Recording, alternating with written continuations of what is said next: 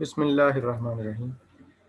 आज ये चैप्टर 4 के हवाले से कुछ चीज़ें डिस्कस करेंगे। फोरियर सीरीज़ बेसिकली इसका बैकग्राउंड ये है कि आपके पास जो फंक्शंस होते हैं उनको आप ट्राई करते हैं कि वो सीरीज़ की फॉर्म में लिखे जाएं। जिस तरह से अगर कोई फंक्शन डोमेन के हर पॉइंट पर डिफरेंशिएबल है तो आप उसकी इस तरह से टेलर सीरीज़ बनाने की कोशिश करते हैं। F of a plus x minus a f dash a, ठीक है, टेलर सीरीज़, मैक्लॉरेन सीरीज़, तो वो बनाने की कोशिश करते हैं। लेकिन उसके लिए कंडीशन ये होती है कि जो फंक्शन है ना वो जिस जिस पॉइंट पे आप उसको एक्सपेंड करना चाहते हैं वो डिफरेंशिएबल, मतलब फंक्शन डिफरेंशिएबल होना चाहिए। तो अब अगर कोई फंक्शन डिफरेंशिएबल नहीं है तो उसकी इस तरह की टेलर सीरीज़ या मैक्लॉरेन सीरीज़ उसको बनाना मुश्किल होता है। तो सेम यहाँ पे हमारे पास जो पार्शियल डिफरेंशियल इक्वेशंस हैं उसमें कुछ स्पेशल टाइप के फंक्शंस आते हैं जिनको हम सीरीज़ फॉर्म में लिखना चाहते हैं। यहाँ पे जो फंक्शंस हैं वो पीरियाडिक फंक्शंस हैं जी। पीरियाडिक फंक्शंस के बारे में आप जानते हैं कि जो ट्रिग्नोमेट्रिक फंक्शंस हैं वो कुछ एंगल के बाद उनकी जो वैल्यूज़ हैं वो रिपीट होती हैं। तो ट्रिग्नोमेट्रिक या अदर फंक्शंस पीरियाडिक होते हैं, इनके मतलब हम थोड़ी सी डिस्कशन करने लगे हैं। तो बिलखसूस अगर हमारे पास पीरियाडिक फंक्शन है, अगर वो डिफरेंशिएबल नहीं भी है तो भी हम इसको एक तरह की सीरीज़ फॉर्म में लिखना चाहेंगे, लिखने जा रहे हैं, जिसको हम फोरियर सीरीज़ बोलेंगे। इसमें बेसिकली ये होता है कि हमारा ऑब्जेक्टिव ये है कि जो हमारे पास पीरियाडिक फंक्शन है वो सीरीज़ की फॉर्म में लिखा जाए, जिसमें जो बेसिक ट्रिग्नोमेट्रिक फंक्शंस हैं साइन और कॉस वो मोस्टली यूज़ किए जाएं।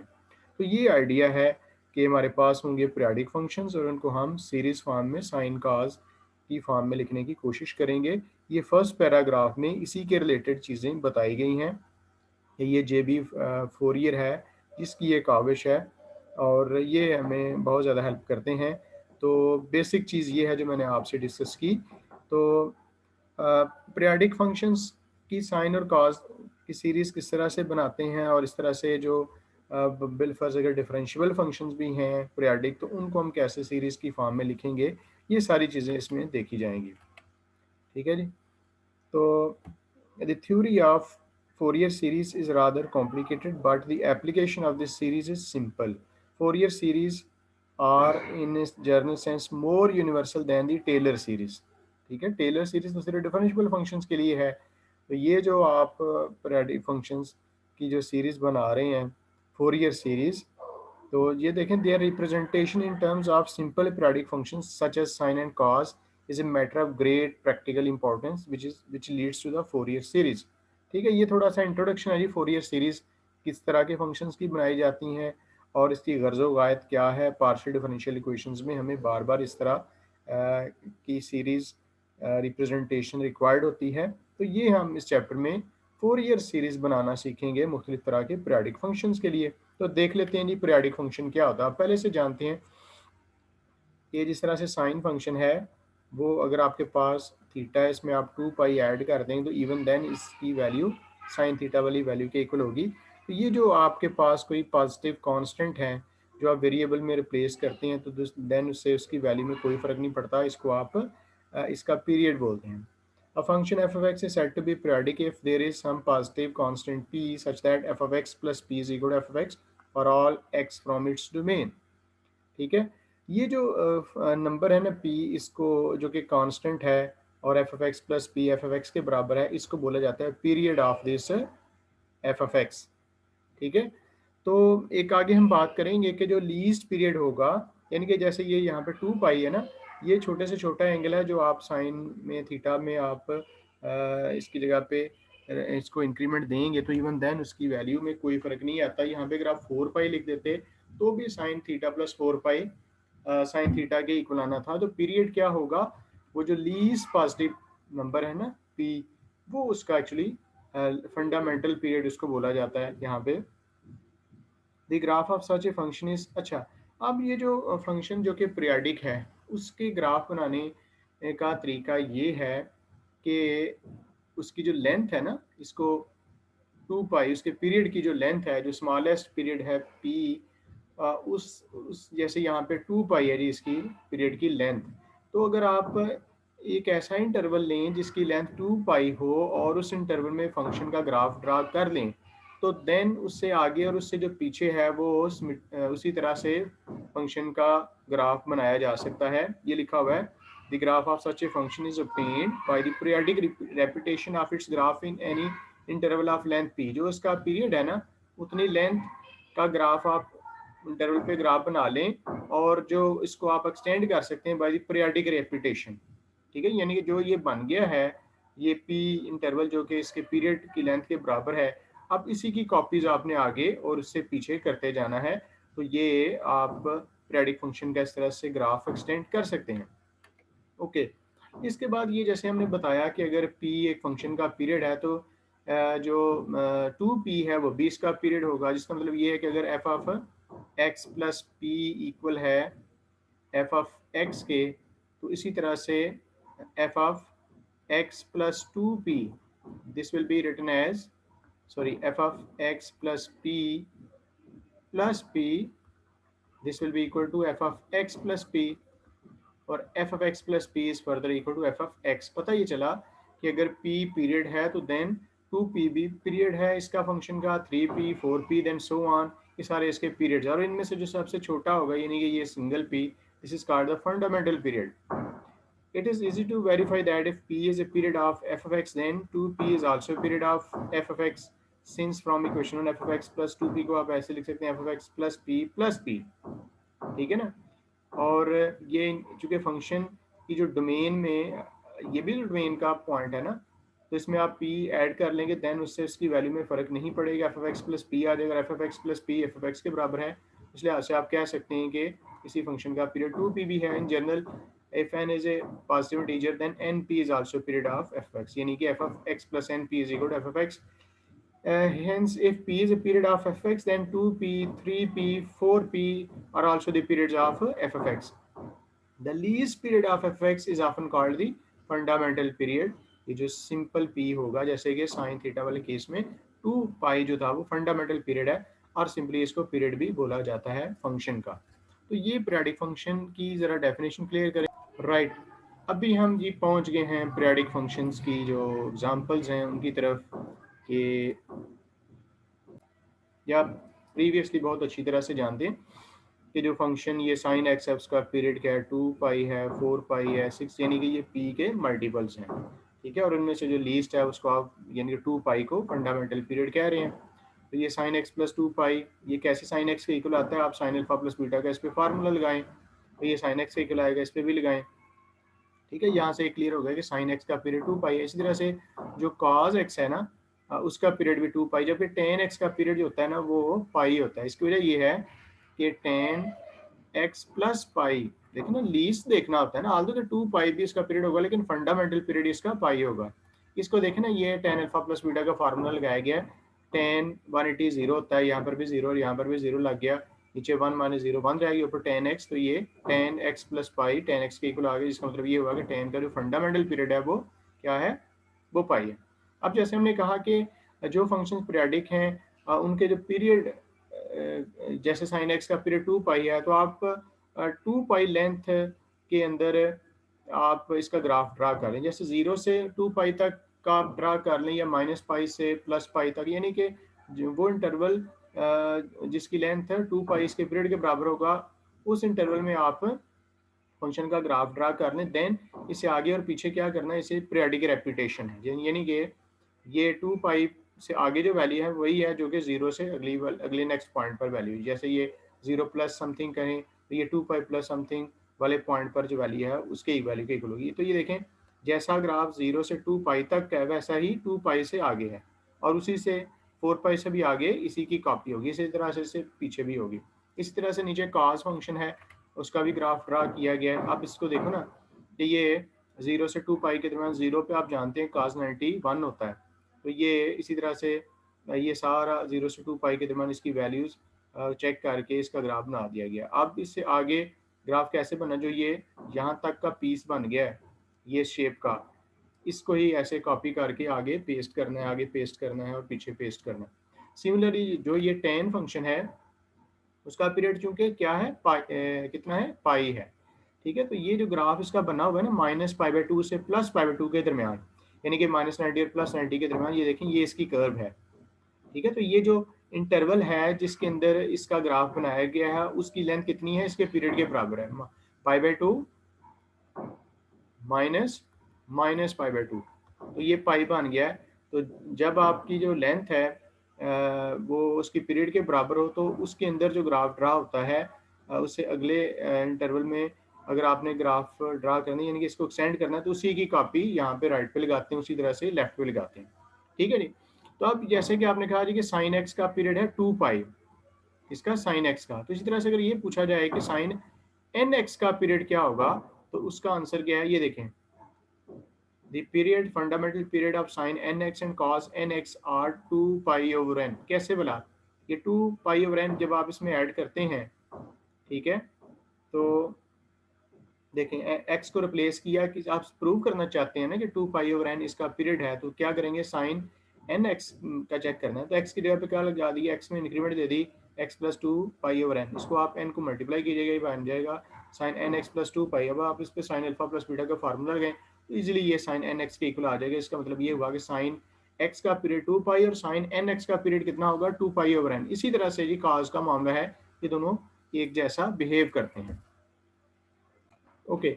इसके बाद ना जी ये आपको बताया गया है कि जो कांस्टेंट फंक्शन है वो भी पीरियाडिक है। जैसे ये देखो ना, अगर आप कहें जी कि f(x) = 5, तो अगर आप इसमें x में 1 ऐड कर दें, इंक्रीमेंट दे दें, तो क्या फ़र्क पड़ेगा, ये वही वैल्यू आ गई ना। यानी कि यहाँ पे आप कह सकते हो कि f(x + 1) = f(x), तो उससे आप कहेंगे ना कि f(x) जो कि कांस्टेंट फंक्शन है वो पीरियाडिक है, जिसका पीरियड क्या है, 1। अब जो फंडामेंटल पीरियड क्या होगा, तो लीस्ट पॉजिटिव नंबर। अब आप देखें ना, पॉजिटिव नंबर्स में से जो सबसे छोटा पॉजिटिव नंबर है ये तो किसी को मालूम नहीं है, लिहाजा कांस्टेंट फंक्शन है तो पीरियाडिक, लेकिन इसका जो लीस्ट फंडामेंटल पीरियड है उसका किसी को इल्म नहीं है। ठीक है ना, ये इसमें वजाहत होगी। इसके बाद ये कुछ इसने एग्जांपल्स दी हैं जी पीरियाडिक फंक्शंस की, और लास्ट पे ये कहा है कि कुछ वो वाले फंक्शन जो कि पीरियाडिक नहीं है, ये आप देख सकते हैं। इनमें आप अगर ये चेक करेंगे f(x + h) = f(x) या f(x + p), तो वो इनमें नहीं होगा। ठीक है जी। इसके बाद आगे हम बात करने लगे हैं जी piecewise continuous functions. Piecewise continuous function, although कि ये आपके कैलकुलस का बेसिक कोर्स का है आइडिया थोड़ा बहुत, लेकिन इसमें ये देखें कि जो इस तरह से फंक्शंस लिखे होते हैं जी, लाइक f(x) = फर्ज करें जी 2x + 3 when x lies between 1 and 2, और देन अगर आप कहेंगे 4 if x is greater than 2 but less or equals to 3, ठीक है, और 4x + 7 if x is greater than 3 but less than 4। तो ये आप देखेंगे 1 से 4 के दरमियान इस फंक्शन के पीसेस कर दिए हुए हैं। एक पीस किया गया है 1 से 2 तक, दूसरा 2 से 3 तक, तीसरा 3 से 4 तक। ठीक है।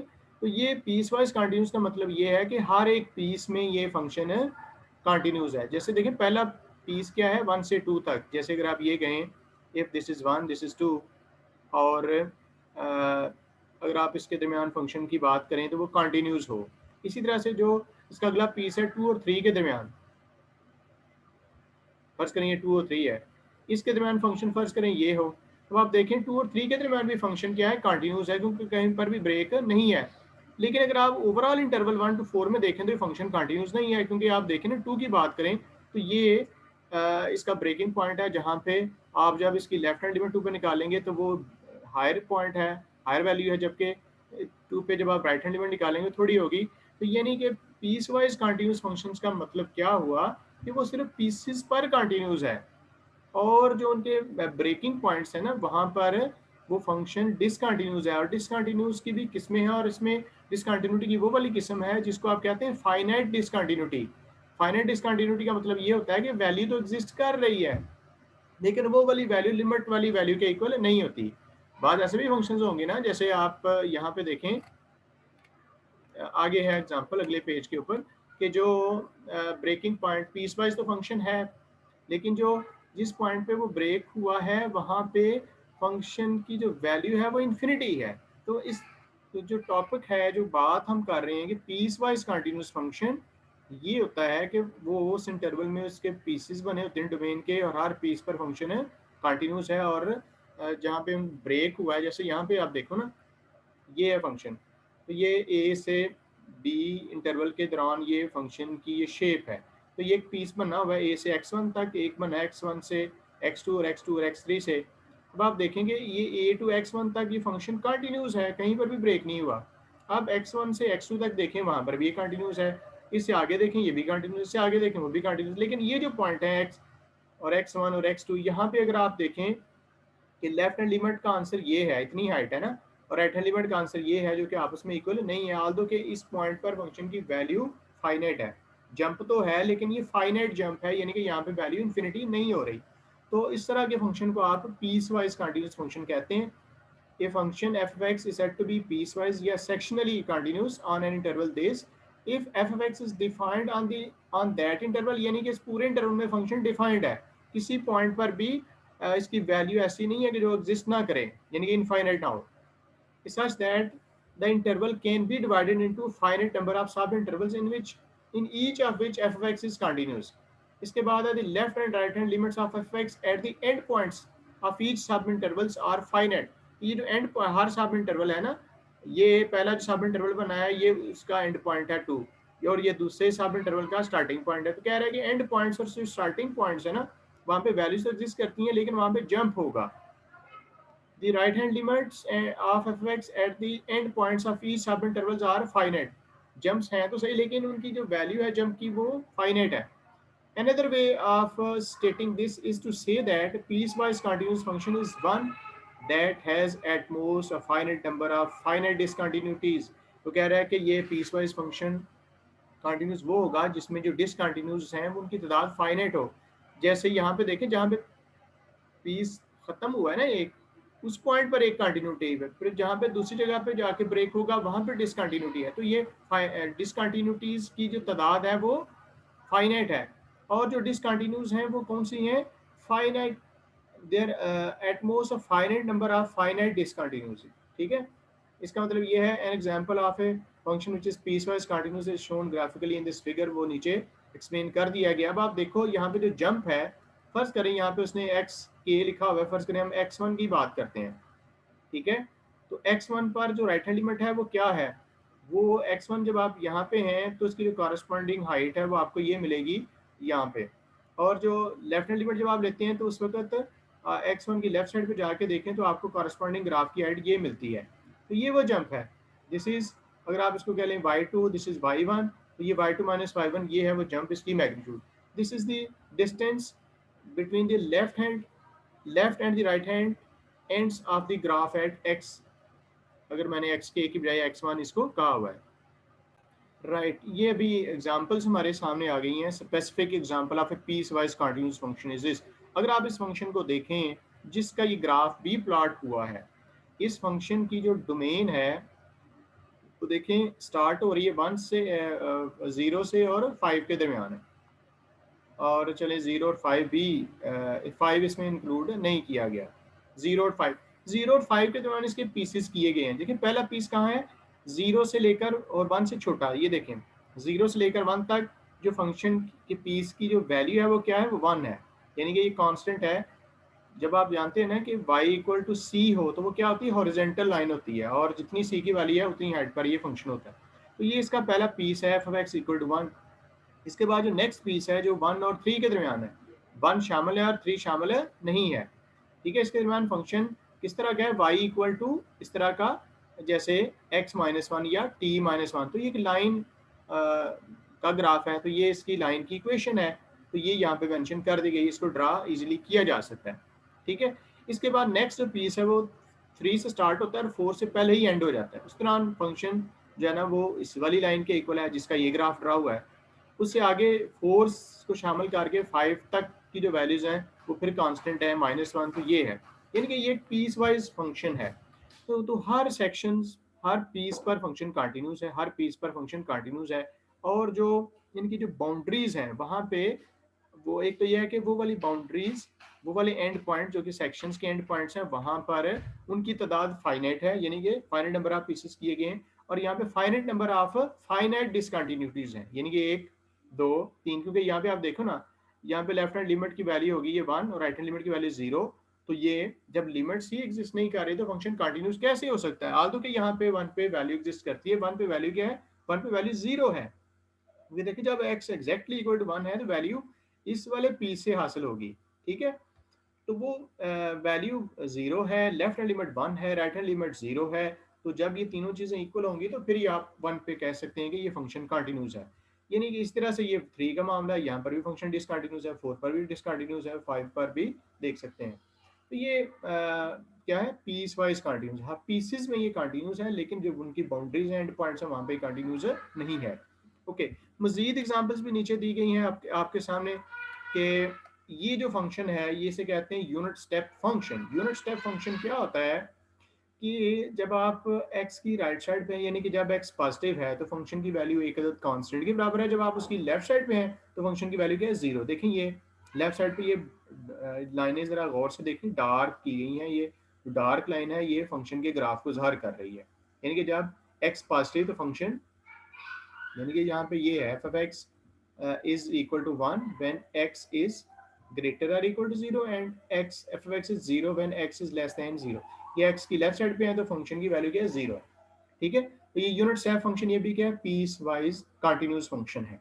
यानी कि आप कहें कि जी माइनस इन्फिनिटी से 0 तक ये कंटिन्यूस है और उसके बाद 0 से इन्फिनिटी तक ये कंटिन्यूस है, क्योंकि दोनों में ये फंक्शन की वैल्यूज कांस्टेंट्स हैं और कांस्टेंट फंक्शंस कंटिन्यूस होते हैं सिवाय इस वाले पॉइंट के 0 पे इसकी जो लिमिट है वो left right hand limit different है।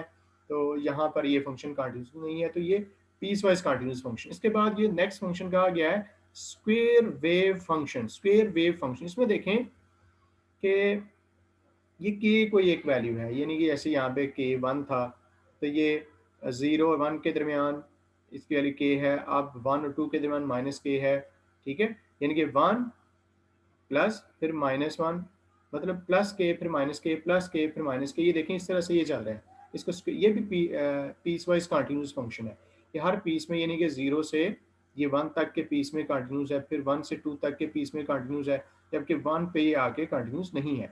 इसके बाद ये स्टेयर केस फंक्शंस हैं, यानी कि सीढ़ियाँ सी बनी हुई हैं कि ये 1 से 2 के दरमियान फंक्शन कंटिन्यूस है, फिर 2 से 3 के दरमियान है, लेकिन 2 जो पॉइंट है वहाँ पर ही कंटिन्यूस नहीं है। यानी कि इसकी जो डोमेन है 1 से लेकर ऑनवर्ड, इसके पीसेस में अगर आप देखें 1 से 2 वाला पीस, उसमें फंक्शन कंटिन्यूस है, 2 से 3 में, तो ये भी पीस वाइज कंटिन्यूस फंक्शन की एग्जांपल है आपके सामने।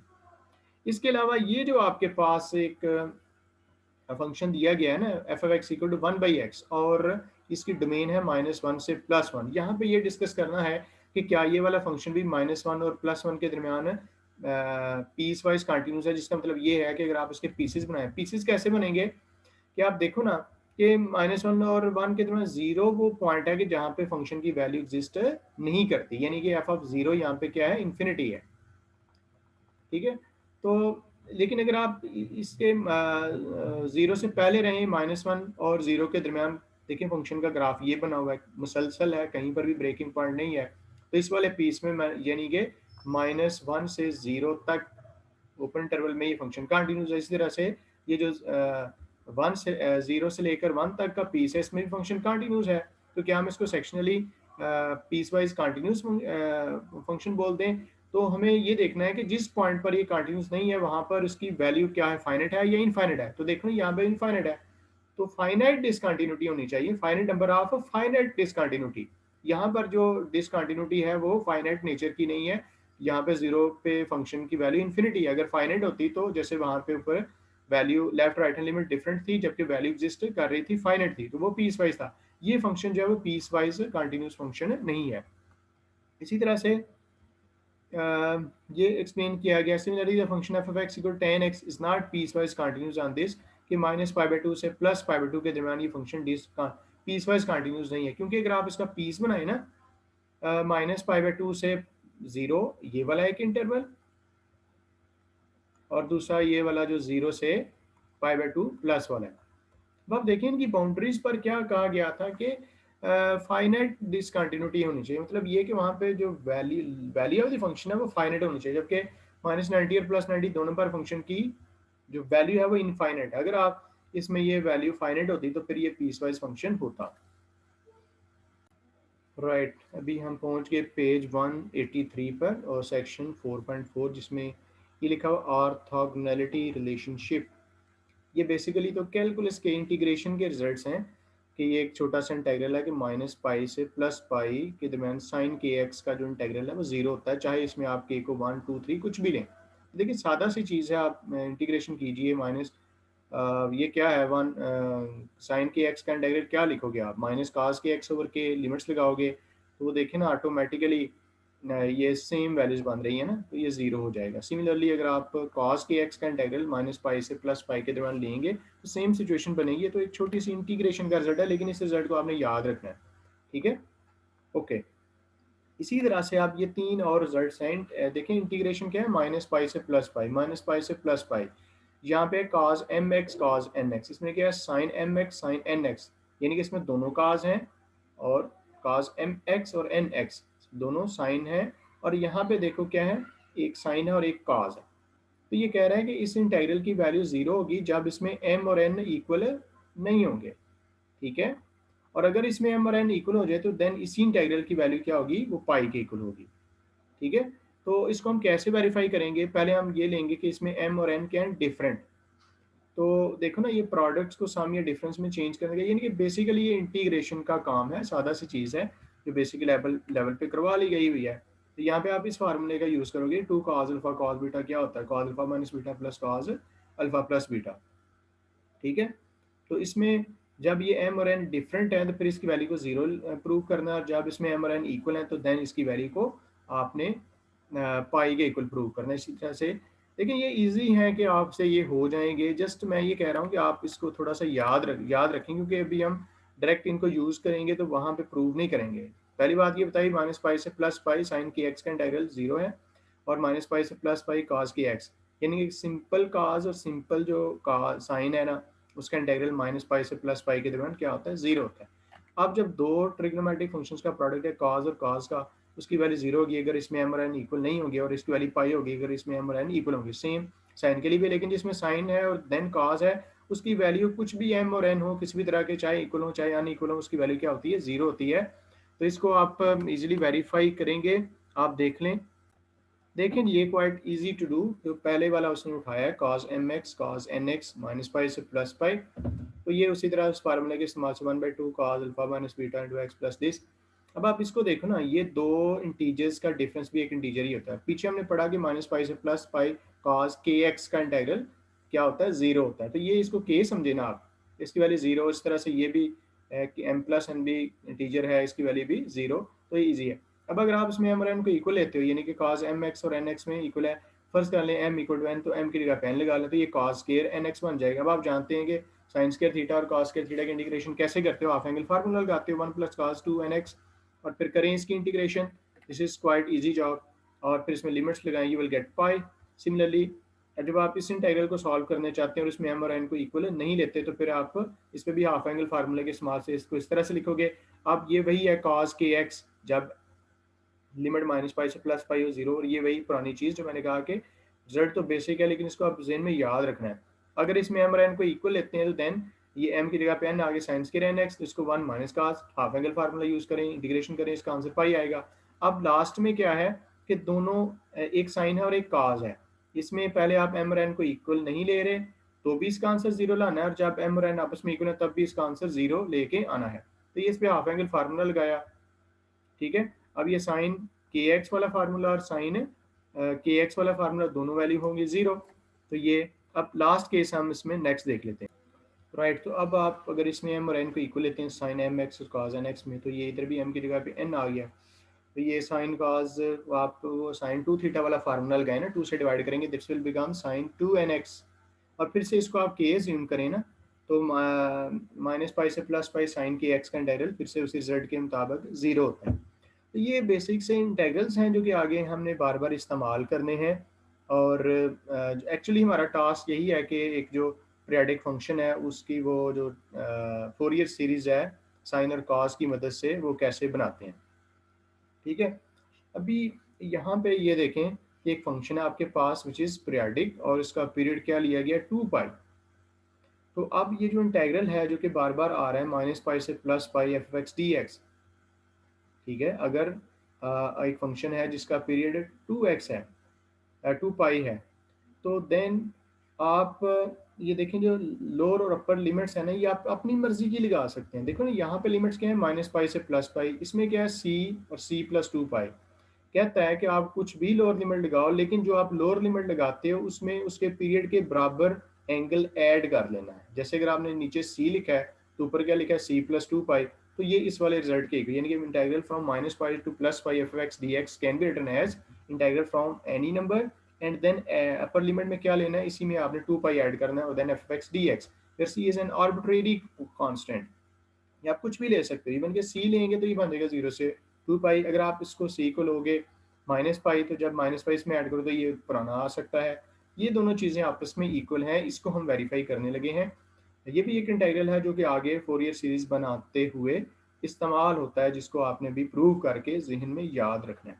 ठीक है, तो ये देखें इस वाले इंटीग्रल को हम हल करने लगे हैं। इस पे वो जो ब्रेक कर सकते हैं, आप उस तरह से ब्रेक करने लगे, सी टू सी प्लस टू पाई, इसको आपने ब्रेक किया सी से माइनस पाई और देन माइनस पाई से प्लस पाई और देन पाई से सी प्लस टू पाई। अब आप इसको पकड़ने लगे हैं और इसको सॉल्व करेंगे तो ये इसका आंसर जो है ना वो इस वाले के नेगेटिव के इक्वल आएगा, तो फिर ये दोनों कैंसिल हो जाएंगे। तो इसमें आपने सब्स्टिट्यूशन की कि ये सी की जगह पे वाई लगा लिया, x is equal to y plus two pi in this last integral. तो ज़ाहिर है कि ये डी एक्स इक्वल आ जाएगा डी वाई के, और जो अपर लोअर लिमिट्स हैं, ज़ाहिर है इसमें आप जब पुरानी लोअर लिमिट लगाओगे कौन सी पाई, तो इसमें नई लिमिट क्या आएगी माइनस पाई, और जब आप इसमें x की जगह पे c प्लस टू पाई लगाओगे तो y क्या आ जाएगा c आ जाएगा, और f और x की जगह पे y प्लस टू पाई डी वाई। ठीक है, तो इससे आगे आप इसको सॉल्व करें कि ये लिमिट्स को इंटरचेंज किया है c नीचे और ये उससे आगे, तो y प्लस टू पाई डी वाई। ठीक है, अब आप ये देखेंगे चूँकि आपको पता है इंटीग्रल में वेरिएबल चेंज करने से उसकी वैल्यू चेंज नहीं होती, तो आपने y को x से रिप्लेस कर दिया। अब आप चूंकि ये देखते हैं कि एफ एफ एक्स जो फंक्शन था वो पीरियाडिक था, जिसका पीरियड टू पाई था, तो f f x plus two pi की जगह पे एफ एफ एक्स लिख सकते हैं। अब ये जो इस वाले का आंसर है वो इस वाले के का नेगेटिव है, तो ये दोनों कट जाएंगे, और जब आप इसकी जगह पे इसका नेगेटिव पुट करोगे इस वाले का तो कट जाएंगे, तो इसकी वैल्यू किसके इक्वल आ गई माइनस पाई से plus pi f x d x. So this is quite easy to verify. ठीक है, तो इसका मतलब मैंने जो समझा दिया कि आप जो इंटीग्रल है माइनस पाई से plus pi f x d x को अपनी मर्जी की लिमिट लगा सकते हैं। लोअर लिमिट में जो आप लिमिट लगाएं उसमें टू पाई ऐड करना है, तो चाहे आप इसको जीरो से स्टार्ट करें, चाहे आप इसको माइनस पाई से स्टार्ट करें, चाहे आप पाई से स्टार्ट करें। पाई से स्टार्ट करोगे तो पाई से थ्री पाई तक जाएगा। So this theorem states that if f of x is periodic function with period 2 pi, then the interval of integration may be replaced by any other interval of length 2 pi। यानी कि upper limit minus lower limit का answer क्या होना चाहिए, वो इसकी length 2 पाई के equal होना चाहिए। ठीक है, जैसे आप उसी में c को जीरो ले लेंगे तो फिर वो c से c प्लस टू पाई था ना, अब c की जगह पे जीरो आ गया, ऊपर c प्लस टू पाई में ये वही बन गया। यानी कि इंटीग्रल जो है बेसिक माइनस पाई से टू पाई माइनस पाई से plus pi f x d x को, उसको जीरो से टू पाई भी लिख सकते हो, c से c प्लस टू पाई भी लिख सकते हो, पाई से पाई थ्री पाई भी लिख सकते हो। ठीक है, तो ये कुछ चीज़ें थी, कुछ इंटीग्रल्स थे जो कि हमारे असल टास्क के लिए इस्तेमाल होने हैं। तो अभी हम आने लगे हैं और डिफाइन करने लगे हैं कि एक जो फंक्शन है जो कि पीरियाडिक है और बिल फर्ज उसका पीरियड टू पाई है। देखें पीरियड फंक्शंस के डिफरेंट भी हो सकते हैं, लेकिन फिलहाल हम आगाज़ के तौर पे एक फंक्शन ले रहे हैं पीरियाडिक है जिसका पीरियड टू पाई है, और वो इस वाले इंटरवल माइनस पाई से प्लस पाई में डिफाइंड है। तो देन इस फंक्शन की जो फोरियर सीरीज़ है ना वो इस तरह से लिखी गई है, देन एफ एफ एक्स यानी कि वही फंक्शन है वो इसके इक्वल लिखा गया है, जो कि एक सीरीज है a naught over two plus summation n from one to infinity a n cos n x plus b n sine n x. यानी कि ऐसा फंक्शन जो कि पीरियाडिक हो और इस इंटरवल में डिफाइंड हो, उसकी ये फोरियर सीरीज बनाई जा सकती है। ये कैसे आता है इसको हमने देखना है, जिसमें ये जो ए नॉट ए एन और ए एन जो है वो फोरियर कोएफिशिएंट्स हैं, जिसको आयलर फोरियर कोएफिशिएंट्स कहा जाता है। ठीक है, और ये जो आपने इसकी सीरीज बनाई, इसको आप इसकी फंक्शन की फोरियर सीरीज या Fourier expression of F f x कहते हैं, बशर्ते कि इसमें जो कोएफिशिएंट्स है ना वो ये होने चाहिए। यहाँ पे जो ए नॉट है वो किसके इक्वल है, one over pi integral from minus pi से plus pi f x d x, जो ए एन है वो क्या है, इंटीग्रल 1/पाई इंटीग्रल फ्रॉम माइनस पाई से प्लस पाई, इसमें एफ एक्स है, इसमें क्या है साथ कॉज एन एक्स, और बी एन में क्या है 1/पाई इंटीग्रल फ्रॉम माइनस पाई से plus pi f x sine n x. देखो ए नॉट में क्या है, इंटीग्रल वही है 1/पाई 1/पाई 1/पाई, लिमिट्स माइनस पाई से प्लस पाई माइनस पाई से प्लस पाई, यहाँ पे सिर्फ एफ एक्स है, इसमें क्या है एफ एक्स और कॉज एन एक्स, इसमें क्या है एफ एक्स और साइन एन एक्स। देखें ये चीज़ प्रूव की जा सकती है, और अभी हम इसको थोड़ी देर में प्रूव करने लगे हैं कि जब आपके पास एक फंक्शन पीरियडिक होता है जिसका पीरियड 2 पाई और इस इंटरवल में उसकी ये वाली फॉर्म बनाई जा सकती है जिसमें ये वाले कोएफिशिएंट्स अभी हम वेरीफाई करने लगे। लेकिन फिलहाल ये है कि जब ऐसा फंक्शन हो तो उसकी इस तरह की सीरीज लिखी जाया करेगी आफ्टर प्रूविंग दिस। तो नेक्स्ट में हम इसको प्रूव ही करने जा रहे हैं, ठीक है जी। तो ये कहता है ये कैलकुलेशन ऑफ कोएफिशिएंट्स, ये थ्योरम की फॉर्म में ये जो चीज़ ऊपर हमने लिखी ये कैसे वैलिड है। तो फिर से वही है, let f of x be a periodic function with period 2 pi and defined in this interval minus pi से plus pi, and if f of x is this, अगर इसमें एफ ऑफ एक्स को इसके बराबर लिखा जाए जिसको Fourier series expansion of F of x बोलते हैं, देन शो दैट कि इसमें ये ए नॉट ए वन और ये जो हमने ऊपर भी लिखे हैं यहाँ पर ये इसके इक्वल आते हैं, इनको हम अभी वेरीफाई करने लगे हैं, यानी कि ऊपर जो ऑप्शन और यहाँ पर भी लिखे हैं इनकी वेरिफिकेशन का काम है, राइट। तो देखो सबसे पहले हमें आना है ये एफ एक्स जो लिखा हुआ है इसमें जो ए नॉट है जिसको हम कहते हैं कि ये इसके इक्वल प्रूव करना है जी माइनस पाई से plus pi f x d x. इसका मतलब ये है कि जो एफ एक्स है ना हमारे पास उसका इंटीग्रल लेना है फ्रॉम माइनस पाई से प्लस पाई, तो ये है ना आपके पास एफ एक्स, तो इसको आप इंटीग्रेट करोगे ना between minus pi and plus pi, तो यानी कि इसकी दोनों साइड्स पे आपने इंटीग्रल लेना और लिमिट्स लगानी है। ये देखें माइनस पाई से प्लस पाई, इसका ये वाला part 1/2 a naught d x plus summation n from 1 to infinity a n और then integral from minus pi से plus pi cos n x, ठीक है। और प्लस यानी कि ये इंटीग्रल जो है वो एडिशन पे डिस्ट्रीब्यूट हो जाता है ना, तो इसका इंटीग्रल अलहदा से समेशन बाहर आ गया। अब ये जो इंटीग्रल है ना ये वही इंटीग्रल है जो आपने पहले भी बार बार कहा जी कि जब भी लिमिट माइनस पाई से प्लस पाई और साइन के एक्स डी एक्स का इंटीग्रल ऑलवेज क्या हुआ करेगा, जीरो हुआ करेगा, तो इसकी वैल्यू जीरो बन गई, ठीक है। ये साइन के एक्स जिसमें के की जगह पे एन है माइनस पाई से प्लस पाई के दरमियान इसकी इंटीग्रल की वैल्यू भी क्या होती है जीरो, ये पिछले इंटीग्रल्स डायरेक्ट उसकी वैल्यू लिख रहे हैं। जबकि ये देखो ना ये 1/2 और ए नॉट तो हो गए कॉन्स्टेंट्स, 1/2 ए नॉट तो कॉन्स्टेंट्स, इंटीग्रल क्या है एक्स, और एक्स पे जब आप लिमिट लगाओगे पाई माइनस माइनस पाई तो ये 2 पाई बन जाएगा, 2 से कट जाएगा तो पाई ये आ जाएगा ए नॉट और पाई, ठीक है। तो ये अगर अगर ए नॉट पाई इसके इक्वल है माइनस पाई से प्लस पाई एफ एक्स के बराबर, तो आप यहाँ से ए नॉट की वैल्यू निकालो तो पाई दूसरी तरफ जाके डिवाइड हो जाएगा, तो ए नॉट की वो वाली वैल्यू जो हमने निकालनी थी वो आ गई ना, ठीक है। तो जो ए नॉट हमने फाइंड करना था वो आ चुका है। इसके बाद आपने उसमें दूसरी जो वैल्यू थी ए एन जिसको कहा गया था कि 1/पाई इंटीग्रल फ्रॉम माइनस पाई से प्लस पाई और देन क्या था, then it was f of x और cos n x d x, ये प्रूव करना है ना। तो एफ ऑफ एक्स तो आपके पास यही है। अब इस एफ ऑफ एक्स को पहले कॉस एन एक्स से आप मल्टीप्लाई करने जा रहे हो, कॉस एम एक्स से मल्टीप्लाई करेंगे, पहले में कॉस में के साथ एम है और साइन के साथ एन एक्स था, तो ये आपने लिया ना वो वाला इंटीग्रल के एफ ऑफ एक्स को कॉस एम एक्स से मल्टीप्लाई करना, बाद में इसकी इंटीग्रेशन करनी, मतलब ये कि ये जो आपके पास एफ ऑफ एक्स है ना इसको कॉस एम एक्स से मल्टीप्लाई करें तो क्या बन जाएगा a naught over 2 cos m x, और इसको भी करोगे a n cos n x cos m x plus b n sine n x into cos m x, ठीक है। फिर आप इसकी इंटीग्रेशन कर देंगे फ्रॉम माइनस पाई से प्लस पाई, तो ये देखो 1/2 ए नॉट बाहर आ गए, cos m x d x plus summation ये cos m x cos n x d x और प्लस मेशन बी एन, ये वही है। अब आप इस वाले हिस्से को देखें, ये वही है जिसका रिजल्ट हम बार बार जीरो लिखते हैं, इंटीग्रल फ्रॉम माइनस पाई से प्लस पाई कॉस के एक्स का आंसर क्या होगा जीरो होगा, ये आ गया। इसी तरह से ये वाला जो है इसको देखें, और जो लास्ट वाला है पहले इसको देख लो। हमने देखा ना कि जब साइन और काज दो रकमें होती थी जिसमें दोनों साइन या दोनों काज थे उसकी वैल्यू जीरो थी या पाई थी, ठीक है। जिसमें साइन और काज है उसकी वैल्यू क्या होती है स्ट्रेट फॉरवर्ड जीरो। अब आ जाके रह गई ये चीज़, इस चीज़ को अगर मैं आपके सामने थोड़ा सा मज़ीद एलेबरेट कर दूं तो ये ऐसी है कि जब आप इसको खोलोगे ना तो n की जगह पे 1 लगाओगे, जब इधर n 1 लगाओगे तो इधर भी 1 ही लगेगा, ठीक है ना। तो जब ये m और n इक्वल होंगे तो फिर इसकी वैल्यू पाई होगी, ठीक है। तो आप जब इसमें n 1 लगाओगे और n 1 अगर m से डिफरेंट है तो उसकी वैल्यू क्या होगी, 0।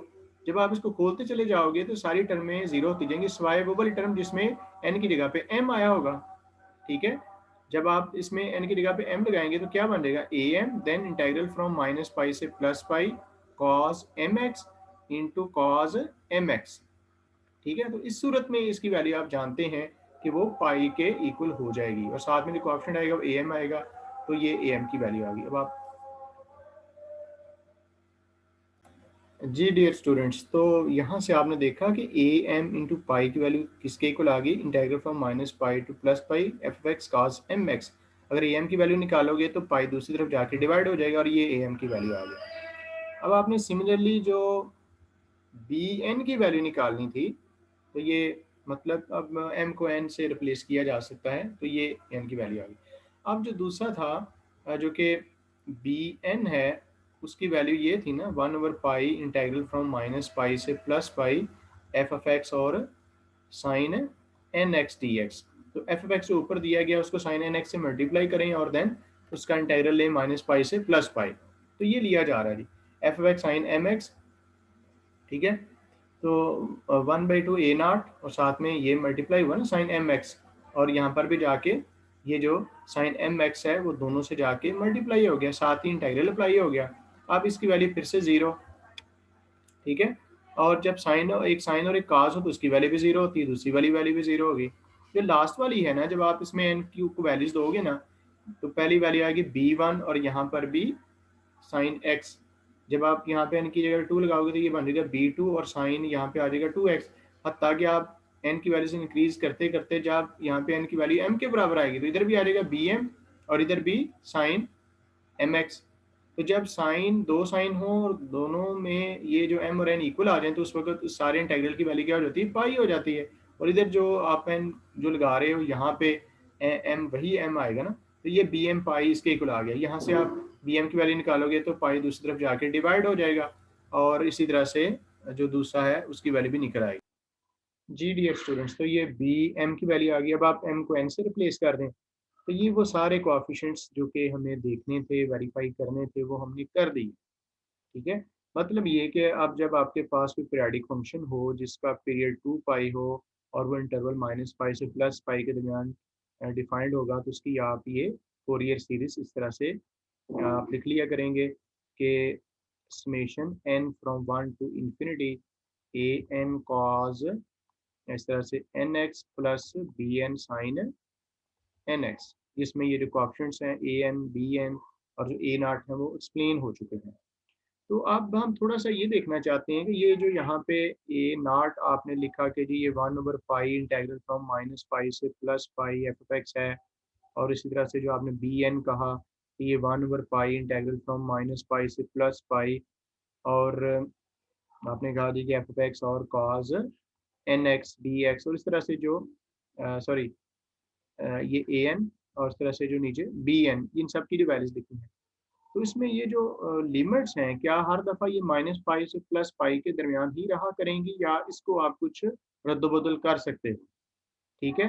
तो उसमें रद्दबदल हो सकता है कि वो उसके पीरियड के बराबर आप जहाँ इसकी जो लोअर और अपर लिमिट्स हैं उसको पहले की तरह से आप चेंज कर सकते हो, जैसे कि ये किया गया है कि since f of x is periodic function with period 2 pi f of x cos nx and f of x sin nx are also periodic।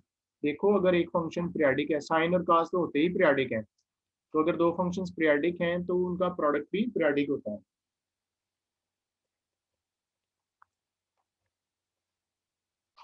तो इस लिहाज से ये जो f of x cos nx है इसको भी आप पीरियडिक के तौर पे तस्लीम करें, और इसी तरह से इस वाले को भी। तो इस लिहाज से ये जो ए नाट ए एन और बी एन में जो लिमिट्स हैं ना, इसको आप पहले की तरह से जब आपने कहा था ना कि फंक्शन पीरियडिक हो तो चेंज की जा सकती हैं, तो की जा सकती हैं। तो यहाँ पे आप जो लिमिट्स हैं ना उसको आप जो माइनस पाई से प्लस पाई हैं इसके पीरियड के मुताबिक सी से सी प्लस 2 पाई कर सकते हैं। ए एन में जो लिमिट्स थी माइनस पाई से प्लस पाई इसको आप कर सकते हैं सी से सी प्लस टू पाई, और इस तरह से बी एन में भी। इसमें अगर आप सी को लेते हो minus pi pi by minus pi, तो यही वाली जो वैल्यूज़ हैं वो दोबारा से ऊपर वाली वैल्यूज़ के इक्वल आ जाती हैं, यानी कि ये चीज़ इसमें चेंजेस किए जा सकते हैं। ठीक है, कहता है in the special case when c is minus pi then the equations 3, ये जो 3 वाली इक्वेशंस हैं वो दरअसल ऊपर वाली इक्वेशंस 2 में डेवलप हो जाती हैं, यानी कि ये ज़्यादा जर्नल फॉर्म है as compare to the previous. अगर आप इसमें सी को 0 लोगे तो ये लिमिट्स जो है ना ए नॉट ए एन और बी एन में वो 0 से 2 पाई हो जाएंगी, और ऐसा इसमें किया जा सकता है। The coefficients 4 are useful in computing Fourier series of generating functions of x when, ये मतलब अगर 0 से 2 पाई इंटरवल में फंक्शन जो है वो डिफाइंड है, तो देन आपको ये ज़्यादा वैल्यूज सूट करेंगी। अगर इंटरवल माइनस पाई से प्लस पाई है तो वो ऊपर वाली वैल्यूज सूट करेंगी। तो ये एडजस्टेबल है, इनको एडजस्ट किया जा सकता है। इसको अभी हम न्यूमेरिकली चेक करते हैं। जी स्टूडेंट्स, अभी हम न्यूमेरिकली फोरियर सीरीज बनाने लगे हैं मुख्तलिफ फंक्शंस की, जो उसने एग्जांपल 1 में हमें बताया है। कहता है find the Fourier series of the following functions which are periodic with period 2 pi. हर एक का पीरियड तो 2 है, लेकिन इंटरवल क्या है? जैसे इस पहले वाले पार्ट में देखें, ये जो x है ना वो माइनस पाई से लेकर प्लस पाई तक है। इस दूसरे वाले में देखो 0 से लेकर 2 पाई तक, यानी कि जो इंटरवल है उसकी लेंथ उसकी पीरियड के बराबर है। इसमें कहाँ से शुरू करते हैं? माइनस पाई बाई टू से 3 pi by two.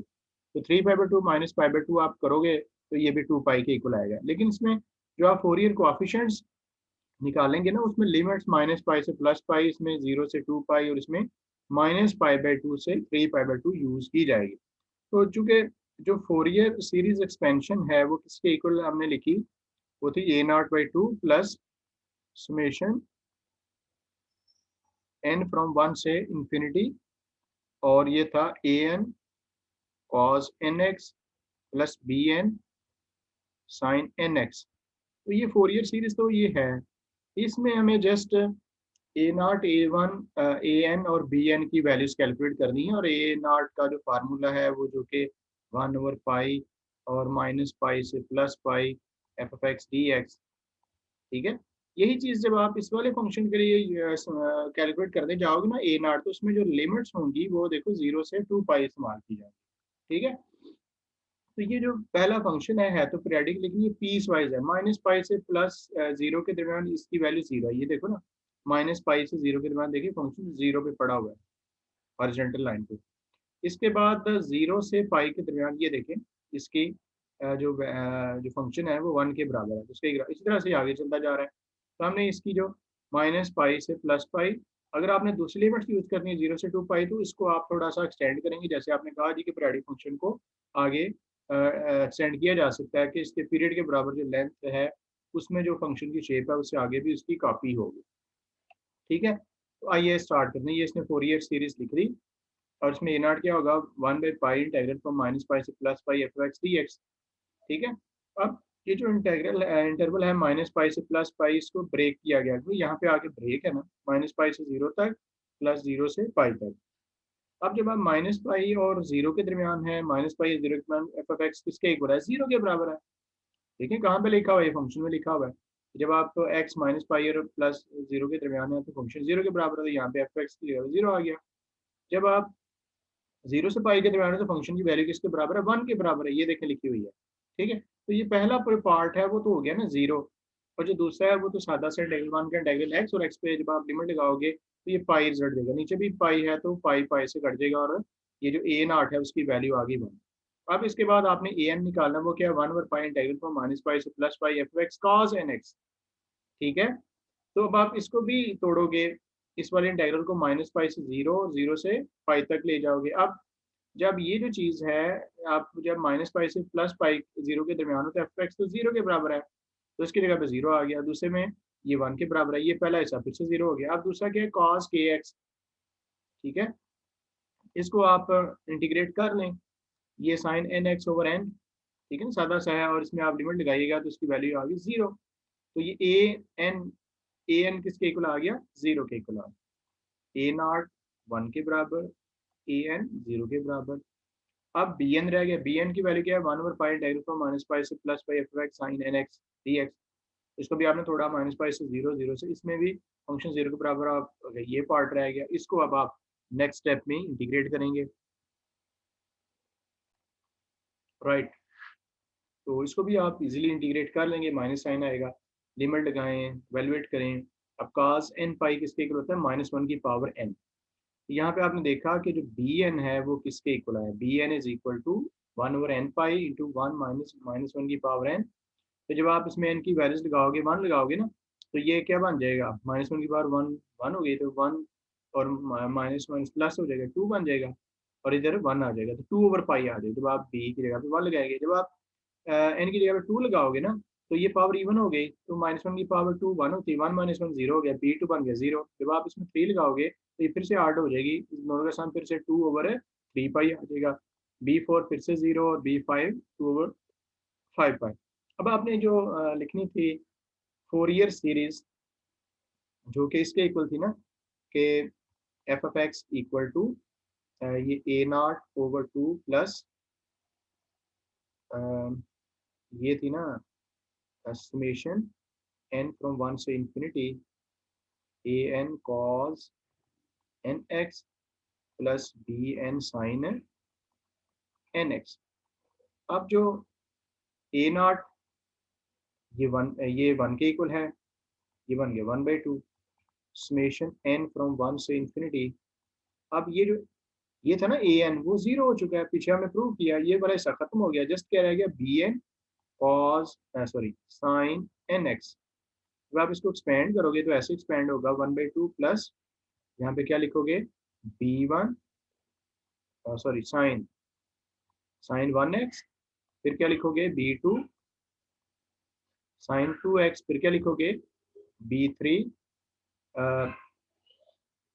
Sign 3x, और देन सो ऑन। तो आप इसमें जो b1 b2 b3 की वैल्यूज हैं वो आप पुट करेंगे, और शुरू में क्या है, ये ये फिर बन गया जो आपने लिखा b1 वो 2/पाई, ये देखें b1 2/पाई साथ में साइन एक्स, फिर दूसरी क्या b2 तो 0 हो गया, b3 क्या आ गया 2/3 पाई और then sign 3x, then b4 0 हो गया और b5 2/5 pi into sine x. इन सब में से आप 2/पाई कॉमन ले सकते हैं, और ये इसकी फोरियर सीरीज बन गई है इस वाले फंक्शन की। इसके बाद जो सेकंड पार्ट है उसमें जो फंक्शन है उसकी जो वो जो डिफाइंड है वो 0 से 2 पाई के दरमियान। तो इसका ये ग्राफ बना दिया गया कि 0 से पाई के दरमियान, 0 से पाई के दरमियान इसकी वैल्यू 1 है, और पाई से 2 पाई के दरमियान इसकी वैल्यू 0 है। तो ये आपने इसकी फोरियर सीरीज बना ली, और इसमें उसी तरह से ए एन की कैलकुलेशन में जो इंटरवल है वो क्या लिया आपने, 0 से 2 पाई।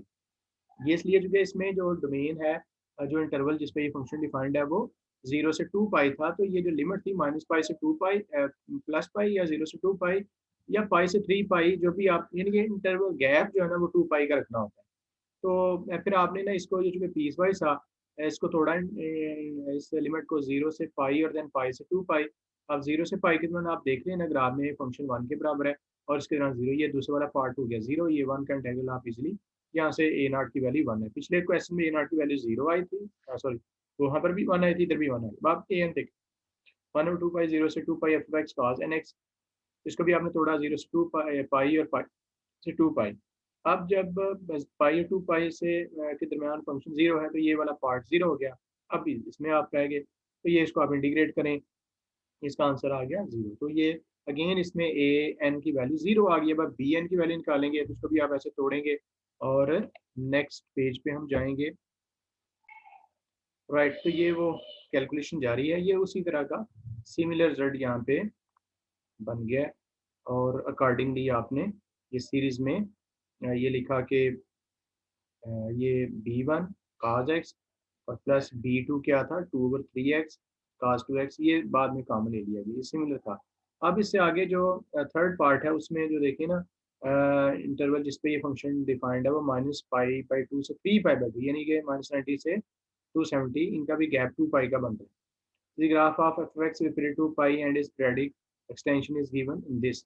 इसमें आप देखें -पाई/2 से पाई/2 के दरमियान, -पाई/2 से पाई/2 के दरमियान फंक्शन की वैल्यू 1, और पाई/2 से 3 पाई/2 के दरमियान फंक्शन की वैल्यू -1 है, ठीक है। तो यहाँ पर आपने ये जो इसकी जो फोरियर सीरीज लिख दी। अब आप इसमें जो a0 a1 ए एन और बी एन की वैल्यूज निकालेंगे। यहाँ पे जो गैप है वो 2 पाई का ही है ना, स्टार्ट आपने लिया है -π/2 से 3π/2, ये आप पहले प्रूव कर चुके हैं। जो इंटेग्रल है फ्रॉम -π से +π/2, अगर इसमें F of x periodic function हो पीरियड 2 पाई का, तो उसको आप यूँ लिख सकते हैं सी और then C plus 2 pi f of x d x, और सी की वैल्यू कुछ भी हो सकती है। यहाँ पर सी की वैल्यू ली गई है -π/2, तो ये अकॉर्डिंगली इसमें डेवलप हो गया।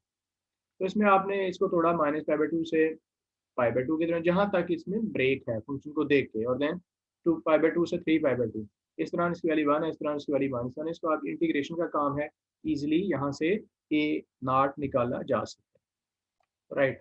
ए नॉट की वैल्यू 0 आ चुकी है। अब ए एन की वैल्यू है जी 1/π, देन इंटीग्रल फ्रॉम -π/2 से प्लस, इसको तोड़ा आपने up to π/2, then π/2 to this 3π/2। अब इस तरह फंक्शन की वैल्यू जो है ना वो 1 है और इस दौरान -1 है, तो ये इसको आप इजीली इंटीग्रेट कर सकते हैं sine n x over n, और इसको भी लिमिट्स लगाएं और देन कैलकुलेशन करें।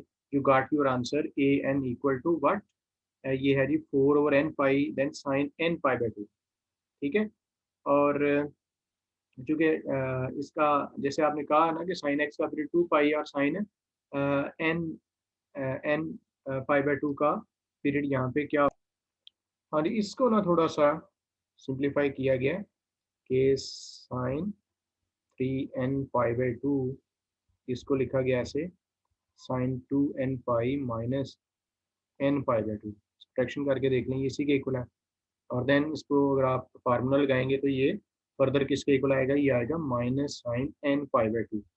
तो जब यहाँ पे -sin n π/2 लगा दिया, -1 इस प्लस, तो ये 4 टाइम्स हो गया n sin n π/2, ठीक है। तो ये आपने ए एन की वैल्यू निकाली। यहाँ से अगर आपने A1 A2 A3 निकालना है, तो वो एन की वैल्यू रिप्लेस करके आप 1 लगाएंगे, तो यहाँ पे sin π/2 1 होता है, और A2 लगाओगे तो ये 2/2 पाई बन जाएगा, वो उसकी वैल्यू 0, यानी कि जो इवन वाली वैल्यूज है वो 0 और जो आर्ट वाली है वो आपके सामने। इसी तरह से आपने जी ये बी एन फाइंड करना था, 1/पाई इंटीग्रल फ्रॉम -π/2 से 3π/2 साइन, और इसमें वही आपने फंक्शन को पीस वाइज ब्रेक किया π/2 तक, देन π/2 से 3, इस तरह फंक्शन 1 है और इसमें फंक्शन -1 था, इसको आपने इंटीग्रेट किया, और जब आपने देखा तो इसका फाइनल आंसर ये आया है बी एन विच इज़ 0, ठीक है। तो फोरियर सीरीज क्या बन गई, तो ये फोरियर सीरीज यही होती है ना कि A0/2, और A0 भी चूँकि आया था ना 0, तो वो ख़त्म हो गया, प्लस वो सिर्फ समेशन रह गई है, समेशन n फ्रॉम 1 से इन्फिनिटी, और बी एन सॉरी ए एन कॉस एन एक्स वाली, तो वो वाली आपके पास ए एन की A1 cos 1x, A2 cos 2x, और वो सारी लगाएं हैं, तो ये सीरीज़ आपके सामने आ जाएगी। तो बेसिकली आज के लेक्चर में हमने ये देखा और ये सीखा कि एक जो पीरियाडिक फंक्शन है और जो अपने पीरियड की लेंथ के बराबर अगर पीस वाइज डिफाइंड है, तो उसकी आप फोरियर सीरीज कैसे बनाते हैं, इसमें मुख्तलिफ रिजल्ट्स हैं जो आपको याद करने चाहिए, तो ये इजी सा काम आपके लिए बन जाएगा। इसके बाद हम ये देखेंगे कि हर दफ़ा फंक्शन का जो पीरियड है वो 2 पाई तो नहीं होगा, मुख्तलिफ फंक्शंस के मुख्तलिफ पीरियड्स होते हैं, और उसकी पीरियड की लेंथ के बराबर अगर इंटरवल पर फंक्शन डिफाइंड हो पीस वाइज, तो देन उसकी फोरियर सीरीज कैसे कैलकुलेट करते हैं, ये हम नेक्स्ट लेक्चर में देखेंगे।